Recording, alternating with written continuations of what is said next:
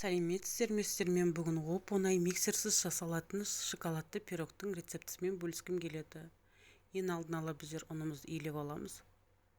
6 ас қасық ұнымызды саламыз. 6 ас қасық шекерімізді саламыз.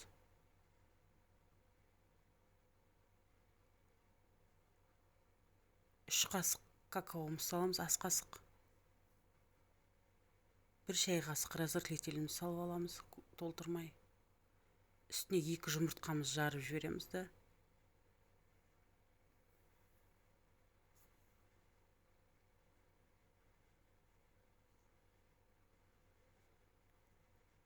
Үстіне 100 грамм сұйық майымызды қосамыз да, жақсылап бір келкі масса болғанша былғап аламыз. Комочек болмау керек, жақсылап былғап аламыз осылай венчиктің көмегімен.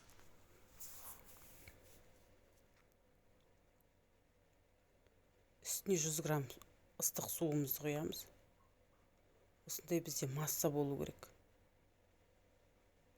22 диаметрлік формамызға пергаментімізді төсеп, дайын болған массамызды құйып аламыз.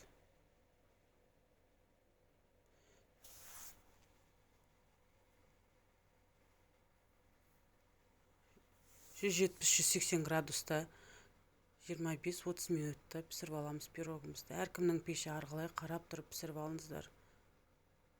Суытып 2-3 сағатқа. Осылай дайын болған пирогымызды тарелкамызға салып, мен Яшкино фирмасының молочный шоколадын қолданам. Жақсылап водяной баняда ертіп алдым. Үстіне шамалы сүт құямыз, 70-100 граммдай. Осылай жақсылап былғап, шоколадымызды үстіне құйып шығамыз.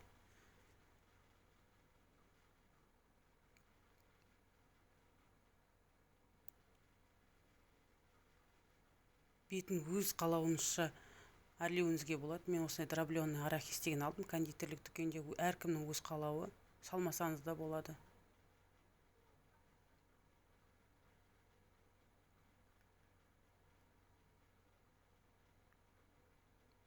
Пирогымыз өте дәмді шықты. Жасауыңызға кеңес беремін. Комментарий, лайк басуды ұмытпаңыздар.